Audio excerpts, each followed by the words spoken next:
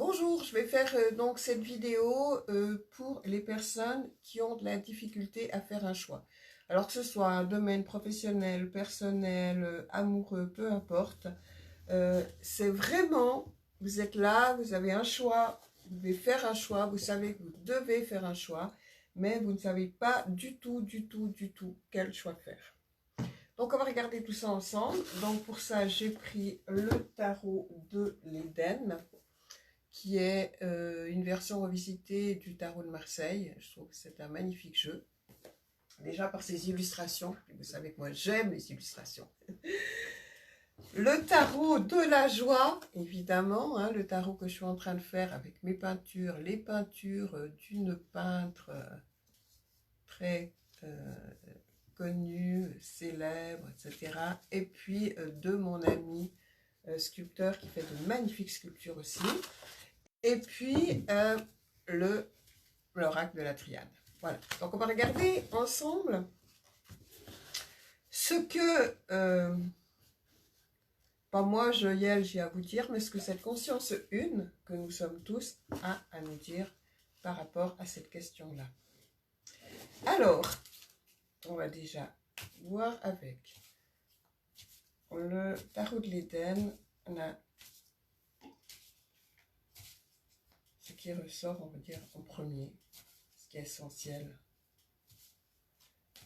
Évidemment, c'est des informations de l'instant, tout peut changer, il n'y a rien qui est à figer, à fixer dans le marbre. La vie, ça bouge tout le temps, ça change tout le temps.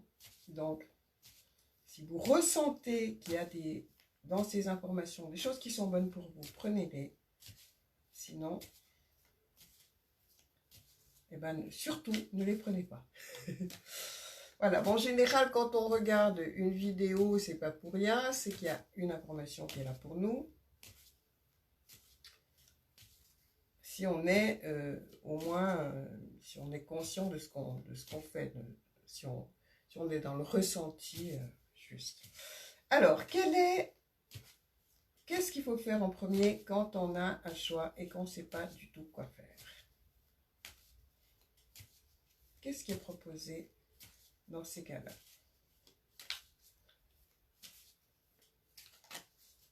Quelle est la carte?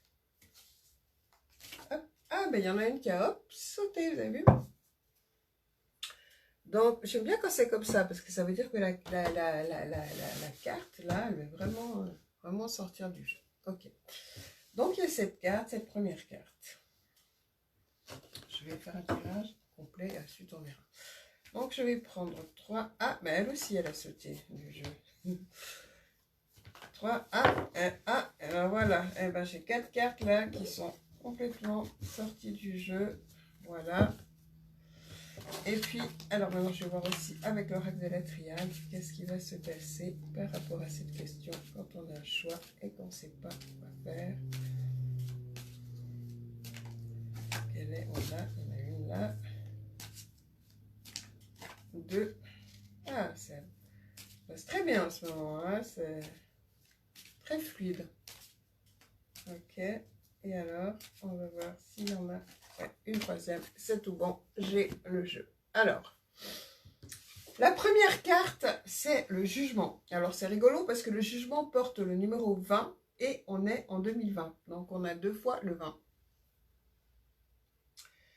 Alors, le jugement, qu'est-ce qu'il vient dire? C'est un ange avec une trompette et il tombe comme ça.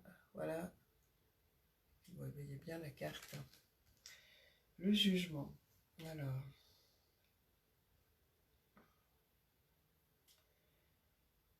Là, je ne sais pas si vous voyez, mais il y a plein de corps, de gens comme ça, etc. Voilà. Et le jugement, il souffle avec sa trompette. Moi, dans ce que je reçois comme information, c'est que ce jugement-là, il vient vous dire, réveillez-vous. C'est comme si, là, il est en train avec sa trompette, de réveiller des gens qui sont dans une espèce de routines, de vieilles histoires, de choses qui ne leur correspondent plus. On dirait comment dire, comme les gens qui sont morts et qu'on met dans une fosse commune, on dirait, ouais, des gens qui sont des morts vivants, quoi, qui sont tous entassés là, et qui savent pas quoi faire, qui se sentent coincés, etc. Donc, il y a cet ange qui vient les réveiller, qui vient dire, allez, on se réveille, la vie est là, la vie vous appelle, il y a quelque chose à faire, bougez-vous. En gros, c'est ce que le jugement vient dire. Donc, ça va faire que cet ange avec sa trompette extrêmement dynamique, là, c'est des messages que vous allez recevoir. Il va y avoir des événements, des personnes, des situations qui vous secouent, qui viennent pour vous dire réveille-toi. Il y a quelque chose à faire, il y a quelque chose à vivre, il y a quelque chose de beau. Cet ange, c'est en même temps un papillon, vous voyez, il a la forme du papillon. Et donc, c'est quelqu'un qui vient dire, voilà, c'est l'heure du renouveau. C'est le moment de renouveler les choses. C'est le moment de se laisser guider par ce qui est neuf, par quelque chose que tu ne connais pas, par quelque chose de complètement nouveau. En fait, il vient de dire, laisse-toi guider par la vie elle-même, hein, ce jugement. Il dit, mets de la nouveauté. Crée des choses nouvelles à chaque instant. Ne te laisse pas avoir par les choses anciennes, par les informations anciennes que tu as reçues, par tout ce qui t'enferme. Regarde que tout ce qui t'enferme n'est plus bon pour toi. Sors de là. Ça veut dire aussi, bouge-toi, sors de ta maison, va rencontrer des gens, va là où ça t'appelle. Vraiment, réveille-toi. Donc là, on est dans l'année 2020, on a 2 fois le jugement. On a vraiment, c'est vraiment le vrai réveil, la possibilité d'une transmutation totale de l'être. Alors, à la suite de ça, eh ben on a, voilà, comme de par hasard, on a la naissance derrière, ou la renaissance. Donc, ça appelle, encore une fois, comme je viens de le dire, de se réveiller, d'aller vers quelque chose de nouveau, quelque chose de neuf. D'où cet œuf d'ailleurs. Quelque chose de neuf. On commence quelque chose de nouveau. L'ombre et la lumière, justement, on sort de l'apparente dualité. Et c'est aussi, il y a aussi une notion de vraiment peser le pour et le contre, de vraiment regarder dans chaque choix qui est proposé, où c'est qu'on trouve le plus de joie dans l'une et dans l'autre. Et même si vous voulez le faire de manière plus, on va dire, conventionnelle, ancienne, cartésienne, regardez ce que... Ouais, faites la balance. Regardez vraiment qu'est-ce qui est le meilleur pour vous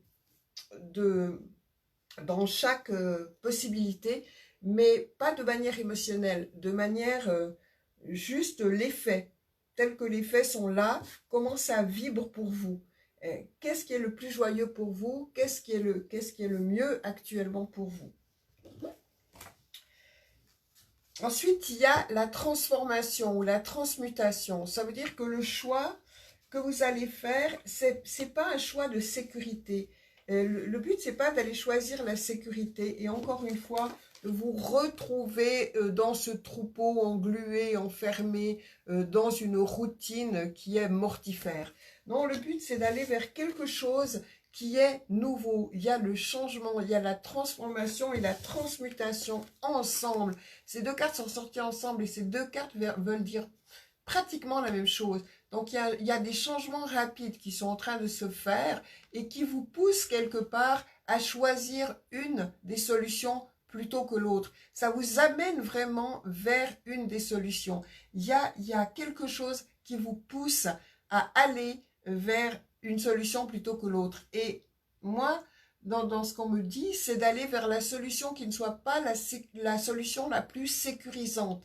Pas une solution qui vous enferme, pas une solution qui vous amène vers quelque chose de connu, de routinier et de mortifère, mais quelque chose de vivant. Ce tourbillon, il bouge, il est vivant, il est plein de couleurs. Et le personnage qu'il y a là, au fond, qui est une femme, on sent le mouvement, elle tourne comme ça, elle tourbillonne. Il y a une espèce de joie, de danse joyeuse, de danse de la vie dans tout ça. Et c'est aussi un changement rapide. C'est maintenant les choses vont s'accélérer, c'est plus, ça va plus stagner. On n'est plus